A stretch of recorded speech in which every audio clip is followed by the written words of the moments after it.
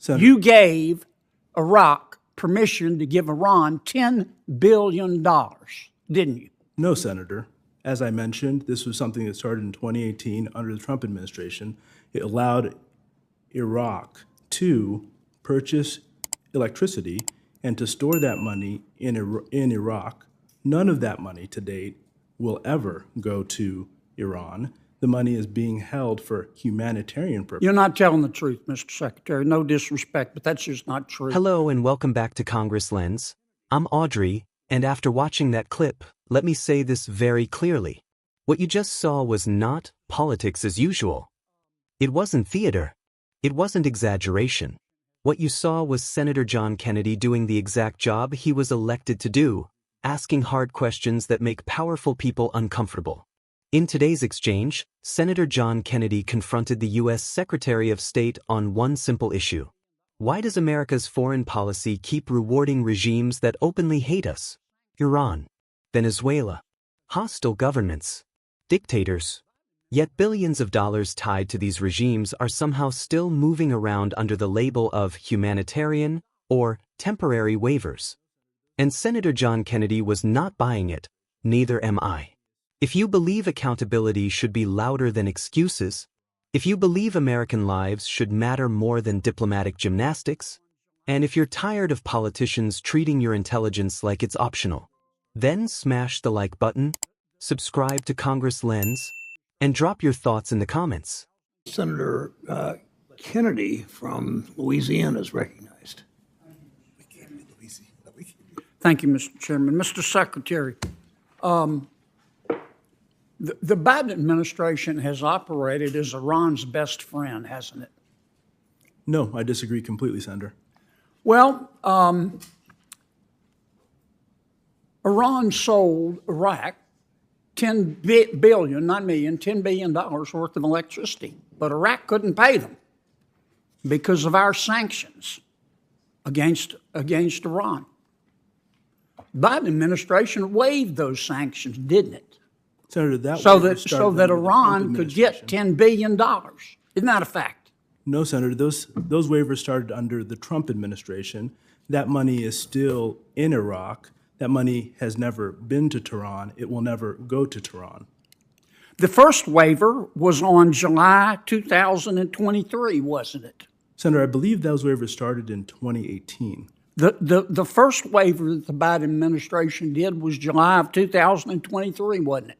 So, Senator, again, I believe the waiver program started in. You didn't issue a waiver on July of 2023. Senator, the waivers were continued into 2023. And you issued another waiver to get the money to Iran in November of 2023, didn't you? Senator, as I said, that money has never been, will never go to Iran. The money is still in Iraq. The money may be used for humanitarian purposes, but not a dollar of that money. And you issued another waiver on March of 2024, not too long ago. That was 6 weeks after Iran killed 3 American soldiers. Senator, You gave Iraq permission to give Iran $10 billion, didn't you? no, Senator. As I mentioned, this was something that started in 2018 under the Trump administration. It allowed Iraq to purchase electricity and to store that money in Iraq.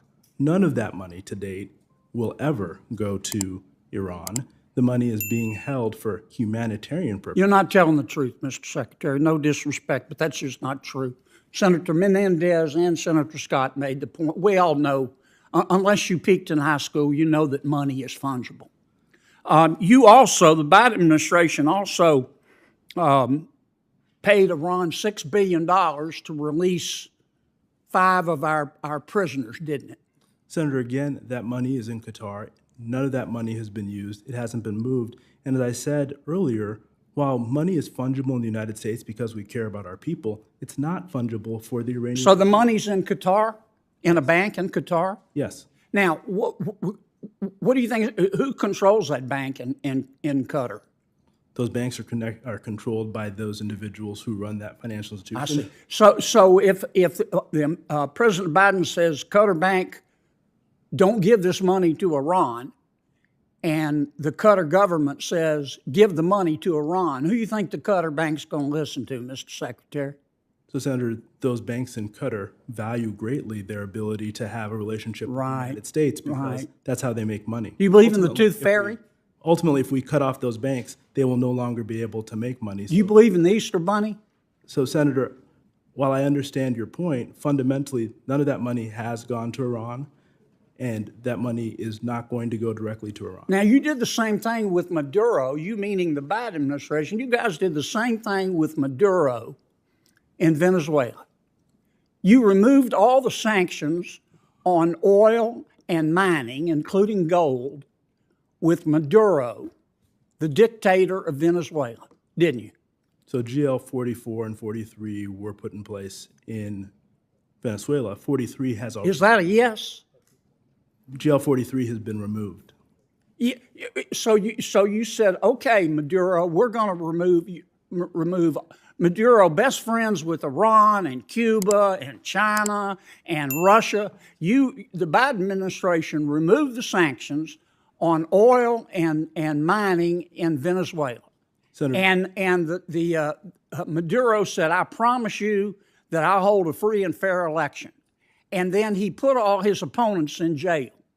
And the Biden administration has done nothing, hasn't it, except stand there sucking on its teeth. So, Senator, I want to say again, we provided general licenses. We did not remove the sanctions. The reason we did that was because we did not trust. So what we can do the with the sanctions on Maduro's oil are not there, are they?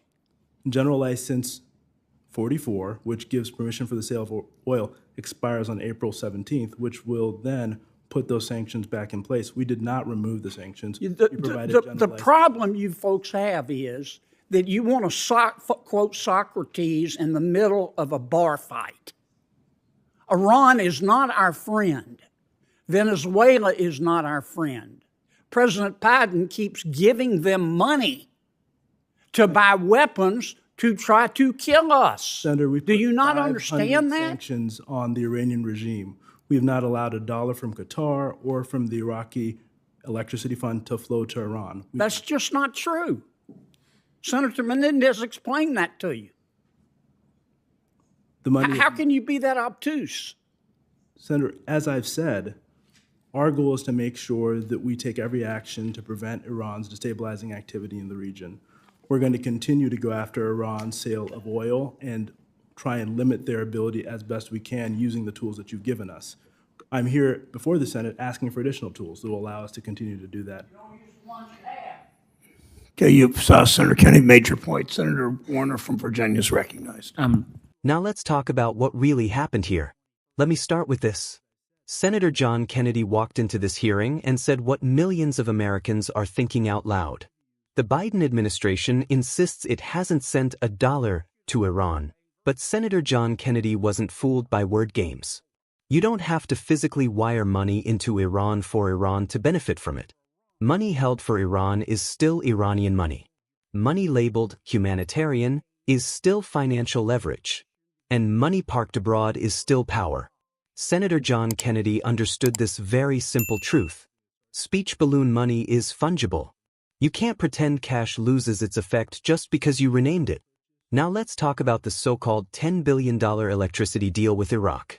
The secretary tried to dodge by saying, that started under the Trump administration. That answer was irrelevant. Senator John Kennedy wasn't asking who started it. He was asking who continued it. Waivers were renewed in 2023. Waivers were renewed again in 2024. And Americans were told, don't worry each time. And then Senator John Kennedy delivered the knockout punch. Iran killed 3 American soldiers. And weeks later, the same administration gave more financial wiggle room. That's not diplomacy. That is weakness. Then came the Qatar bank excuse. $6 billion was placed in Qatari accounts for Iran in exchange for hostages, and we're told, Iran doesn't control the account. Meanwhile, the account exists for Iran. The funds are assigned to Iran. The deal exists to benefit Iran. Senator John Kennedy asked the real question. Speech balloon, if Qatar's government tells the bank to release the money, who do you think the bank listens to? The U.S. government? Or Qatar's rulers? This is not how power works. This is not how banks work. This is not how geopolitics works. And pretending otherwise insults the intelligence of every American watching. Then Senator John Kennedy pivoted to Venezuela, and he was absolutely right to do so. The Biden administration eased sanctions. Maduro promised free elections. Maduro jailed opponents anyway. And America did nothing. That is called playing yourself. This administration trusted Iran, Venezuela, Qatar, and authoritarian regimes that smile in public and stab in private. Senator John Kennedy is not naive. He understands how tyrants operate. He understands how concessions are interpreted as weakness.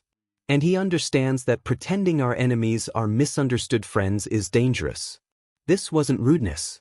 This wasn't grandstanding. This was frustration. Frustration from watching American policy reward bad behavior. Frustration from watching families bury soldiers while politicians shuffle paperwork. Frustration from watching dictators gain ground because accountability is optional. The secretary claimed, "We're preventing destabilization." But the Middle East is on fire. Venezuela is still under dictatorship. Iran is bolder than ever. That's not stability. That's failure dressed as strategy. Senator John Kennedy wasn't there to be polite. He was there to be honest. And honesty, in this climate, looks aggressive to people who prefer denial. You don't stop bullies by funding them. You don't restrain dictators by appeasing them.